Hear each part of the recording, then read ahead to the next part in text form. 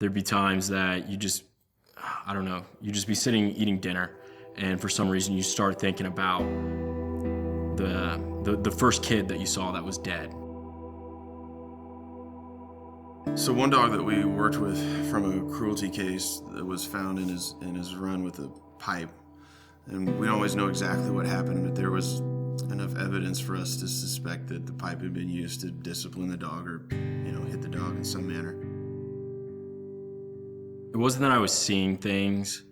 It was more just not, I guess not being in control. When you evaluate the dogs, you look for them to be scared or defensive. You look for that range of reactions to stress. I didn't like it when people walked up behind me. We almost exist and operate constantly like we just looked up and saw brake lights. Some of that anxiety can manifest in self-destructive behaviors, just licking, scratching, digging on the dog until there's sores. Panic attacks I used to drink a lot. I just felt really low a lot. You can't possibly function when you're that anxious or you're that stressed out. It's the mentality. It's what your muscle memory has been, so like the instinct. The brain has undergone trauma most likely during their time as a soldier. The brain then goes into this heightened state and it tends to stay there. It is stuck within that heightened arousal. Coming back to the States and trying to live life in an everyday manner, your brain just doesn't automatically unclick. So they're trying to go through day-to-day life in a hyper-aroused state, where anything in the environment could potentially trigger those symptoms to escalate. Anytime any abuse, person to person, person to dog, it's a betrayal. It's a betrayal of trust. And sometimes those dogs that we've really betrayed, that really deserve that second chance the most, are the hardest to deliver for. We have that history of surviving together, of working against the odds to be these highly successful species that we find all over the world. And now we experience that. We hunt together, we fight together, die together, fun together, play together. We do all these things together. And now it's time to bring it under the same roof and heal together. At the center and with our model, we're really kind of doing these parallel and converging paths where people and dogs are doing the work to heal together. The dogs are creating this safe therapeutic environment of non-judgment, of acceptance, and people are learning not only their own effective coping skills and how to decrease their anxiety and challenge that and work with that, but they're watching dogs change in that process and heal together. I think the change for me was recognizing that there was something else there was something else possible. Just most of us aren't exposed to the world of a working relationship with a dog where we can get a little bit closer to how we started. So when an individual maybe has a dog sitting next to them and they're starting to get aroused in a heightened sense, they're noticing their heart racing, they're sweating, they're having difficulty breathing, they're getting tunnel vision, they can physically touch that dog. Simply by petting that dog, it releases chemicals which then can help calm their nervous system down.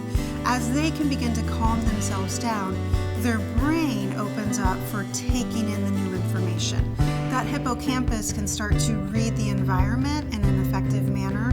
They can calm down enough to listen and take in new information, like a new coping skill, talking through the trauma, maybe not even reliving the trauma with such heightenedness, but decreasing it every single time, simply by having the ability to pet that animal and changing some of the chemicals in their brain. People and dogs really benefit from that holistic approach to healing, in that we're not just taking pills, we're not just going to therapy, we're not just going to group. We are doing this more of a global approach. It's that parallel process of being able to see another living creature that has been abused or traumatized. That creature is willing to trust you. They're starting to heal that bond. That dog is learning to trust and grow and change. The person then can see that there is a little bit of hope. I can do this as well. And it starts to build that therapeutic relationship in a different angle than sitting down and doing traditional talk therapy. To watch the dogs come down that journey and to start to feel the connection with that journey myself, and some of the similar steps that we had to take, and to really start to feel how special it was to go through that together. Well, I noticed the depth of a relationship that I didn't know was there before, and and then feeling the parallel paths that we were walking. You know, if I'm trying to work on some anxiety and some things that I have, and I'm working on some fear and anxiety in this dog, and I saw us taking steps together, and I saw us responding to the same, you know, responding to exercise the same way, responding to quality time together the same way, responding to behavior modification the same way. I started to think of one-on-one time training the dog as some of the one-on-one time I was spending, you know, with a counselor. When you're dealing with PTSD, there's often a crushing loss of sense of self for the person. They lose their self-worth. Everything just kind of shifts on how they think about themselves.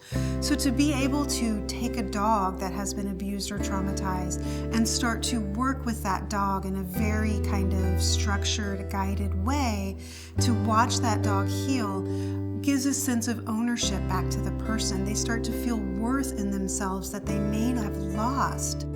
Trauma work is tough. People don't want to relive trauma.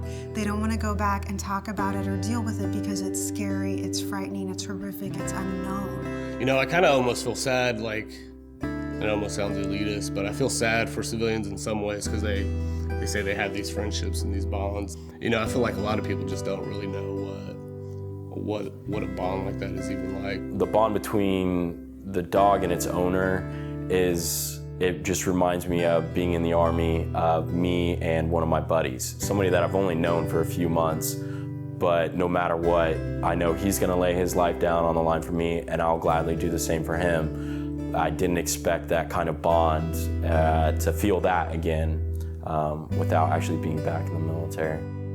The human spirit's incredible. The desire to change and get better and grow through that. And people find amazing ways to do that. And again, I can't tell you time and time again, I've heard it's my dog, my dog, my dog.